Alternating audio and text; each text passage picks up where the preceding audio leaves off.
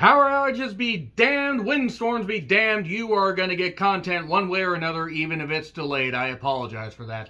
I'm John Rentham with my review, WWE Crown Jewel 2022 from Riyadh, Saudi Arabia. One of the many shows that's part of the WWE and Saudi government deal that's paying them millions and millions and millions of dollars to put on shows.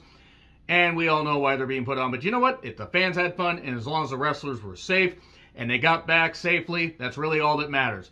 I watched this at work earlier today on the cock, on my phone. Yes, I have the cock on my phone. You don't need to know anything more about that.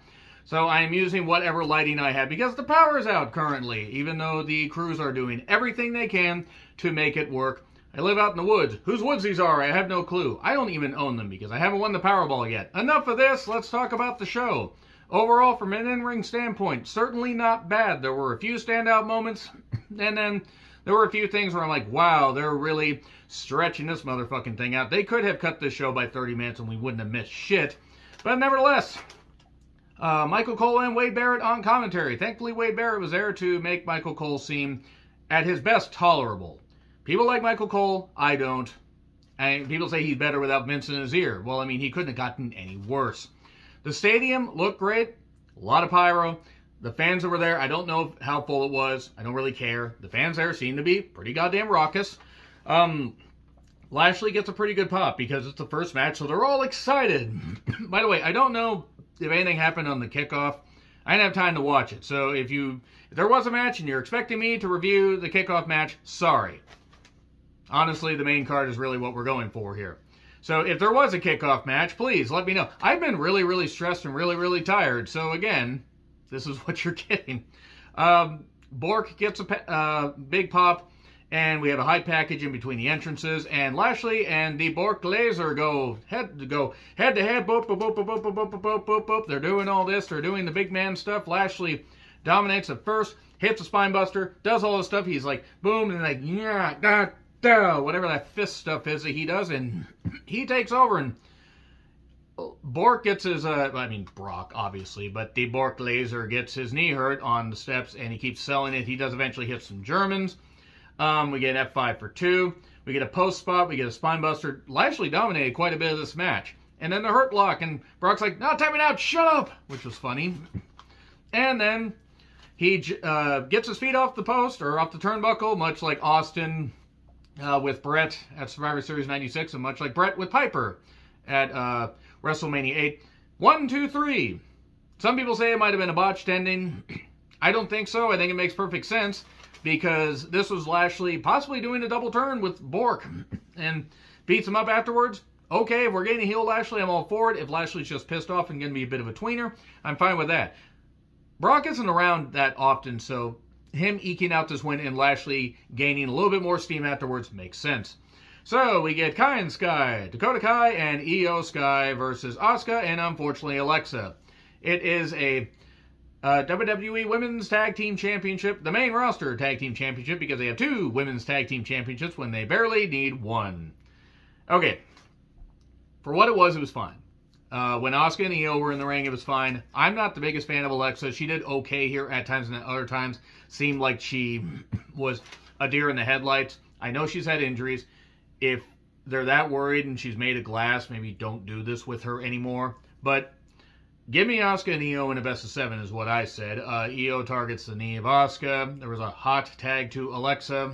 Tornado DDT for 2. She gets the Chode Red for 2. I always call it the Chode Red, whether it's men or women. Tower of Doom, Doom, Doom, Doom, Doom, Doom, Doom, Doom, Doom, Doom. And then we get a distraction. We get more Io and Asuka. And then Nikki Cross runs in while the referee is distracted for about 15 fucking years. And then DDT's Alexa.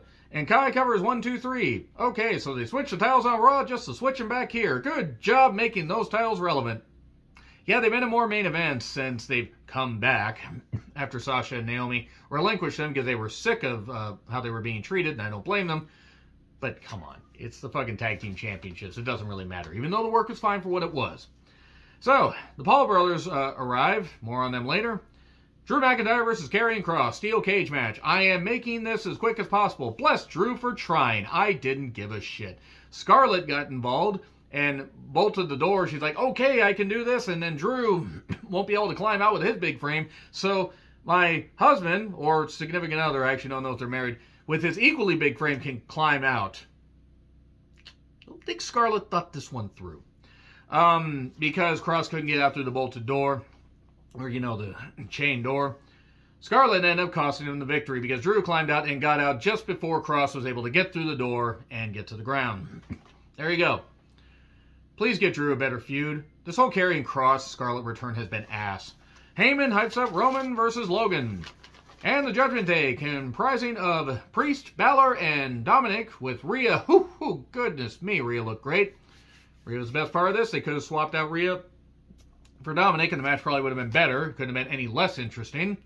Versus the OC, the only club that matters, with AJ Styles and the Good Brothers. Home of the Good Brothers. May we take your order of Luke Gallows and Carl Anderson. They did mention how Carl Anderson is the never openweight champion. Probably should have just let him defend there. I mean, I know that they were trying to juice this thing up, but really,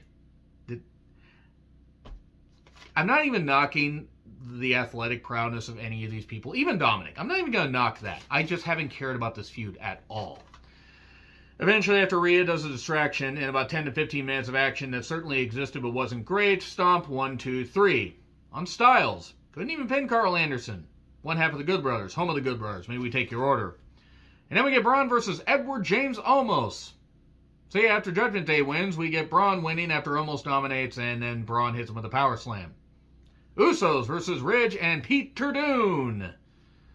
First, I hope that Jay is going to be alright, because he seemed to have hurt his wrist really badly. He might have hurt it on the European tour, and might have hurt it further in this match, because it looked like it was bad landing on a double splash. Hopefully you're alright. This was a SmackDown Tag Team Championship match, and I've seen these guys face off in six-man matches and in segments and stuff like that. I get why it's happening. They wanted to give the Usos a big victory on the way to gaining, to gaining notoriety as being the New Day's record. After next week, they're going to beat the New Day's record. New Day should not beat them. No offense against New Day. New Day just should not beat them. There's no reason for New Day to beat them. And white noise from Ridge. He did get that. That was a big pop. We got a few near falls. And they got a top rope or off the rope 1D on Pete Turdoon. 1, 2, 3. This was what it was. It wasn't great. It wasn't bad. If you notice, I haven't been too critical or too angry about some of this stuff. Probably because my priorities have been elsewhere the past couple days. But also, this show is probably the most tolerable. And the talent seemed motivated. And the crowd was pretty good. So we get Bayley versus Bianca, last woman standing match for the Raw Women's Championship. I'm going to be honest, while this is one of my favorite matches of the year, I also could have done without them bringing out so much furniture. I think they should have spaced it out. But you know what, Liv and Sonya, they used a whole bunch of furniture recently on SmackDown, which was taped, so technically this took place a number of days later. But as far as everything else, it only took place less than 24 hours after SmackDown. A chair got brought in quickly, other weapons they took it, first they took it seriously. They took it very seriously, in fact. They were laying this shit in, and they were selling the stuff. Bianca's a great seller. Bayley's a great seller. She was hurt. She was favoring her knee. Maybe her knee really was hurt. I hope she's all right. They brought out a table. The table got used a little bit later. We then got a ladder and a kendo sticks and a step spot where the ladder got put over the spot with the steps, and Bayley's just like, stay down, ga, ga, ga, ga, ga, ga. And then, she yells at Cole, got something to say now? Because it was funny. And then Bianca just throws the steps because she's like, I'm strong. Ha ha. And then we get a spine buster on the steps. We go up the ramp. They both avoid, losing to the count of 10 a few times.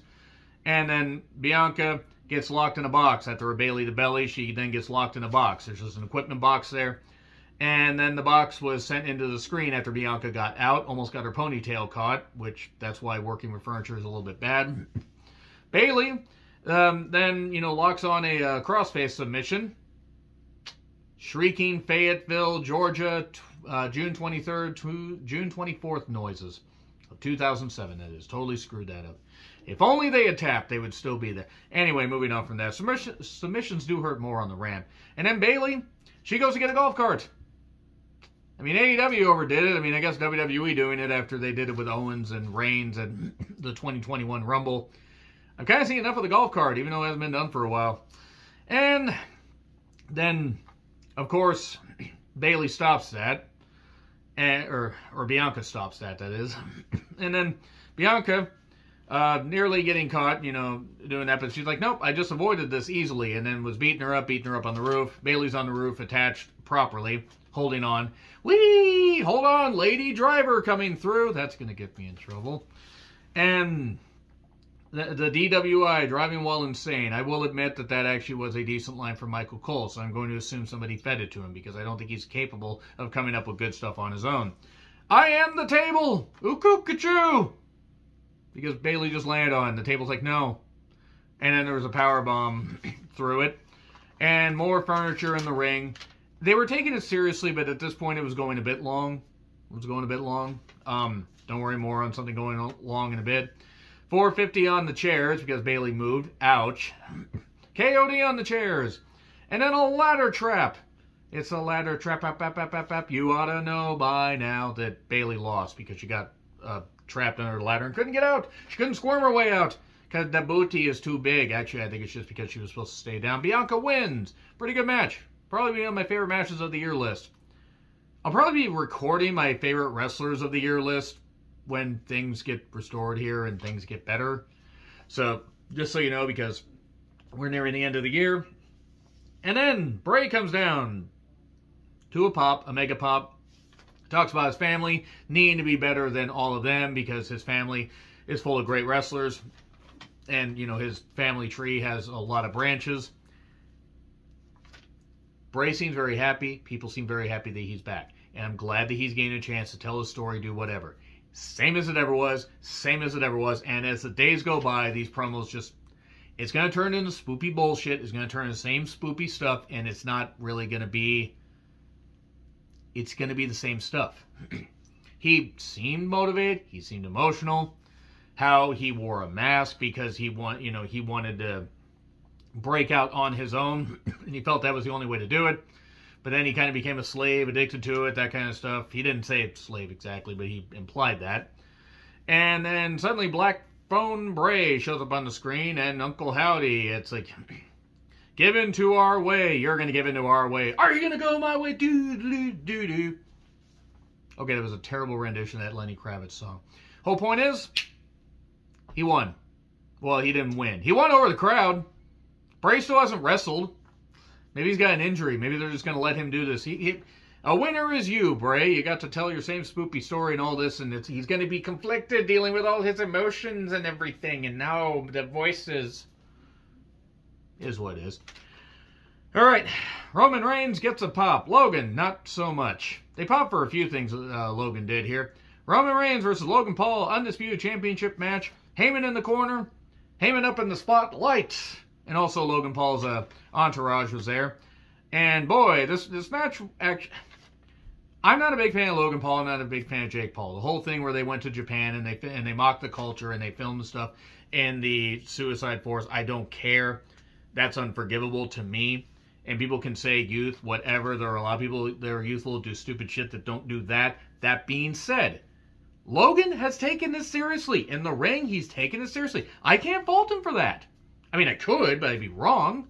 He did some good mat wrestling. Roman took him lightly.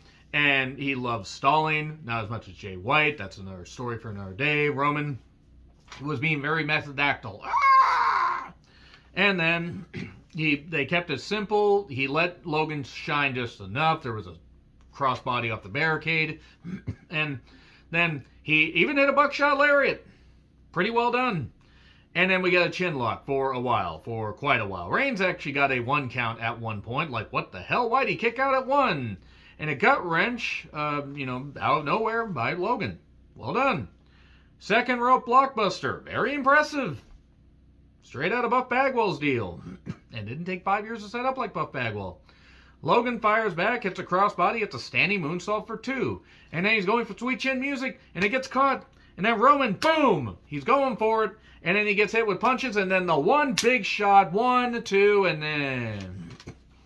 then they do bullshit where they go outside, and then the entourage and the Usos and everybody get involved, and they get a big old schmoz, and they're doing all that. And then suddenly Jake Paul, who has music, they spent money for Jake Paul to have music, even if it's generic still. They put effort into this. More effort than Jake Paul or Logan Paul deserve as people. But anyway, Jake Paul comes down. He gets a full entrance. And he bops the Usos, doesn't really do all that much because he's a clueless fuck who fights washed up people in the name of boxing. And then Solo Sikoa comes down. And then they're doing this whole separation thing with security because I guess since nobody really hit Roman, that except Logan, everything's fine. And Logan even at one point he was taking selfies and taking video and did a splash through the announcer's table. And then all this stuff keeps going on. All this, got involved or all this craziness. And then eventually everything gets settled down and Roman hits a Superman punch and a spear, 1, 2, 3, and celebrates. Thank fuck, Roman Reigns is still the undisputed Universal Champion.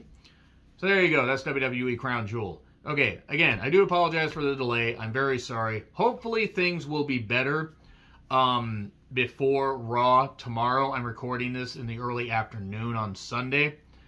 If they're not, I will do what I can to have a Raw review up to you by Tuesday afternoon. Anyway, so agree, disagree what I said. And by the way, before I finish, Logan Paul apparently really hurt his knee. If he really did, if he tore everything in his knee, I don't know how much... If that's actually accurate and it's not just kayfabe, then I hope he recovers. Also, maybe you might want to learn that karma can bite you in the ass at some point. But the whole point is, I hope Logan recovers.